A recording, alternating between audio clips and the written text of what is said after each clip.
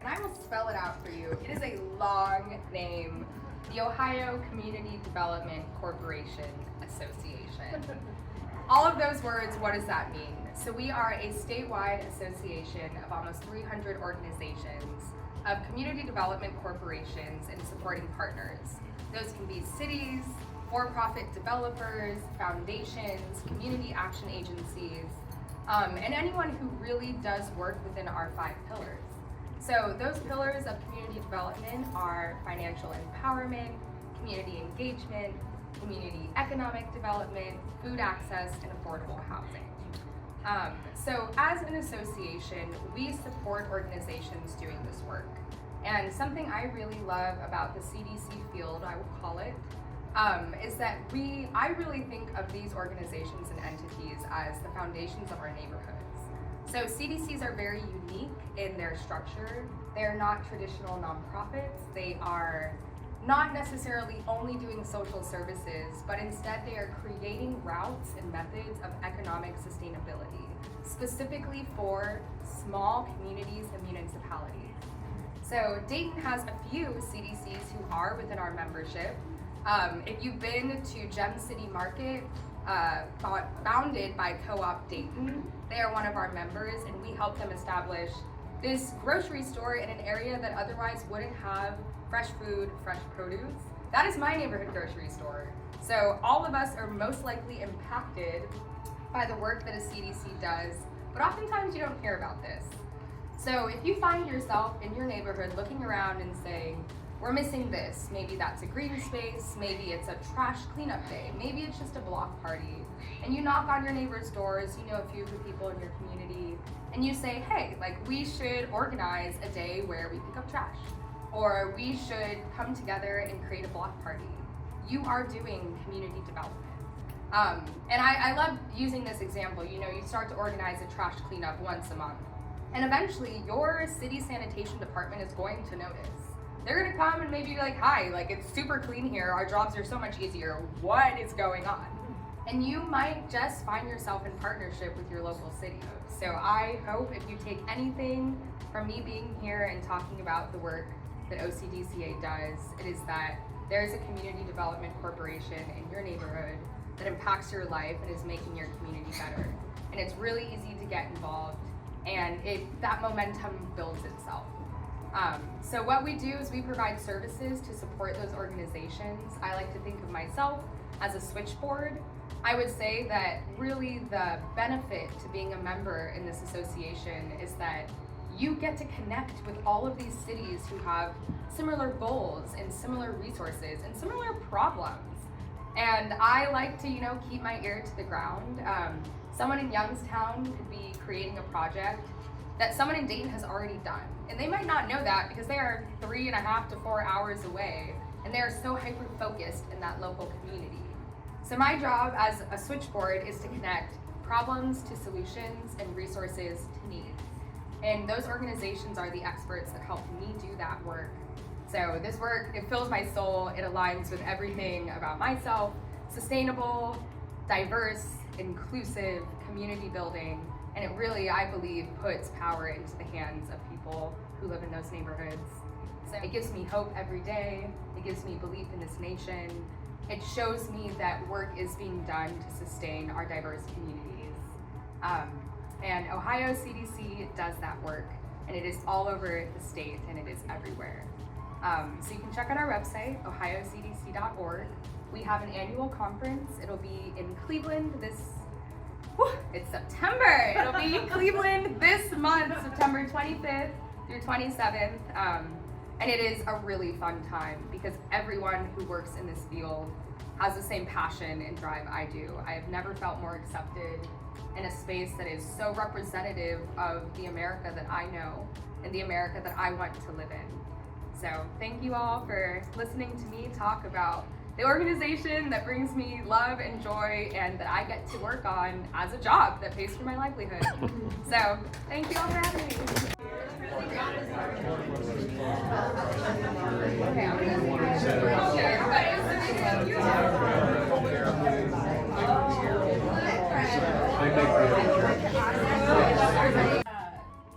we want to make make sure that we're putting stuff out that we would want to eat. Being from the professional kind of culinary and hospitality industry, we always thought since the beginning that there's no reason we can't take that same level of skill and attention to detail and bring it to everybody. So that's what we focus on. Our packaging, I should have brought one, but if you can see it, it has all the ingredients, major allergens, a freeze date and a lot number in case anything gets recalled. We can tell that partner that not to use those. But it goes back to the dignity piece. We want people to feel like this was made for you. You can see what's in it and feel like they are cared about, and they can make the choice if they want to eat that or not. So when the food comes in, it's really random. We don't know what's coming, and we'll have like 8 pallets of food that will come. It's if you've ever seen the show Chopped, it's kind of like that, but a truck instead of a basket. So so they work really well together to go through that food and figure out what will taste nice together. To get it all together, and then we have a network of partners that picks up from us and they distribute, as I said in the video, because we believe that the organizations know their community or their neighborhoods best. So and they're also able, food is a door opener, so they're able to make further connection and see what else is going on. Do you need help with anything else? And that's a really powerful connection there to be able to learn more about folks. So that's a little bit about what we do. I want to pause for a second in case anybody has questions. I know with the video and me talking, it's a lot going on. So does anybody have any questions right now? Yeah, I do. When you volunteer, what kind of things do you help out with? Sure. So we have our scoop squad, and so there's a lot of scooping. If you're comfortable with it, you can do some prep, some light prep with the prep side of the team. Packaging, portioning, making sure everything looks nice before it goes out, that kind of stuff. We have some light cleaning sometimes, and sometimes we got some heavy cleaning, so it depends what you're into. So, but we try to make everyone come in and feel welcome and comfortable and part of our team, because we truly appreciate and need that help. One of the big events we'll have coming up soon is Thanksgiving. Last year, our team and our volunteers they made over 13,000 Thanksgiving meals to distribute from UD Arena and Troutwin Madison High School. And then we partnered with the Dayton Young Black Professionals to have a few satellite spots, and then Fairborn Phoenix. So that's coming up soon. Do you have other questions, anyone? You have another event coming up soon. I do have another event. Thank you for asking. Or thank you for mentioning. We have Dixon Dayton coming up. It's our biggest fundraiser. We have 12 local chefs that come next Friday. They'll come and get a mystery box, kind of like what we do. And they'll take those and they'll show up to the event like it's a catered event. There'll be tastings, and then the judge's choice and the people's choice will get a new mystery box and have a live cook-off. It's pretty cool. So, but that's all I have for today. Thank you so much. If you ever want to come see us, please reach out and we can set up a tour. Okay.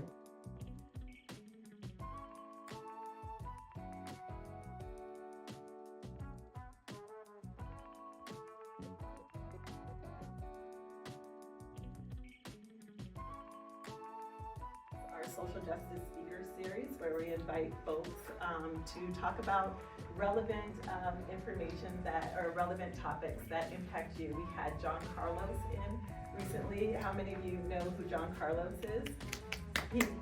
Absolutely. He was, the iconic photo of the fist in the 1968 Mexico City Olympics. That was John Carlos, and he came and spoke at as part of the Social Justice Speaker Series. We've had, just last night, we had Michael Tubbs, the youngest mayor, Stockton, California, spoke last night. So yeah, I see these wows and these, yes, that's your library. I could go on and on and on. We would be here all day if I really enumerated the number of programs, projects, resources we have. But you might be asking, why are we here for nonprofit night? I think a lot of people don't realize that the library is a nonprofit. We are a 501c3 supported by you all and donations. But the best way to support the Dayton Metro Library, as we know, a free and open access to information is the foundation of a democracy. As soon as you cut off access or you start charging and have gatekeepers to information, that is the signal of the decline of a democracy. So in order to keep our resources, access to resources free and open, the easiest way to do that is to get a library card. How many of you in here, no shame, how many of you in here have a library card and use it regularly? Wonderful. You are lucky if you do not have a library card, because September is Library Card, National Library Card Month. And when you sign up for a library card at the Dayton Metro Library, you will get a limited edition library card, one of which is marked with the Gym City, that we are the Gym City, and the other one is I love banned books, my personal favorite. And I really encourage you to go to your local branch library. The artwork, the facilities in themselves are just gorgeous just to be there. It is one of the only entities now in existence where you can just go into the space to be. There is no expectation to buy a coffee, to purchase something. No one's going to come up to you and say, are you leaving soon? You haven't bought anything. Are you a customer? That won't happen at the Dayton Metro Library. So I encourage you to go into your spaces. Another thing that I want to draw your attention to coming up is the Black Midwest Symposium that we are hosting at the Dayton Metro Library. This is a symposium that really puts the focus on what the Black experience is in the Midwest, in a post-industrialized community. When disinvestment of large industrial companies pull out of your community, what does that leave for Black people? And one of the highlights, two highlights of this, is a bus tour of Dayton by Parity Inc. that will take you to some really places in Dayton that I don't think people realize exist. I don't know that people know that there are landfills right on the west side of Dayton that profoundly affect the property values and the quality of life for people that live in that community. A community called Hog Bottom, used to be called Hog Bottom. And so it's a tour of, some of the more wonderful things that are happening in Dayton, the Solar Gardens, the Gym City Market, the Heart House, but also the reality of life in Dayton. So that's one thing. But the other thing is right here in the Ed Dixon Gallery on the 18th, October 18th, we will be showing the Bing Davis documentary. So again, register so we know how many to accommodate in this process, but that's the library in a nutshell. And so I'm going to stop talking, and I'm sure there are things that I did not cover, so I welcome questions. Yeah, don't you have a levy or something coming up? Yes. Yeah. We have a levy coming up. Good. We do. I encourage you to go to Vote for DML to find out more information about the levy. It's a 1 mil levy, which would equate to 67 cents on a 100,000 valuation, house valuation. It's the first time in 15 years that the library has gone for a levy, and it is a 5-year operating levy. Thank you. And I want to thank Amanda and her organization. They are a partner. I just found out that we are becoming a partner with the Library for Food Service at the library. We see a lot of need in all of our locations. We currently do food distribution through the food bank, but we're expanding those resources through Miami Valley meals. Good. And so I don't think there are many organizations in Dayton that we haven't partnered with, or someone's had an event in our spaces, and we want to continue with that, we met with Dayton Society of Artists earlier today to figure out how we elevate the arts in this community. So that's all I have for you.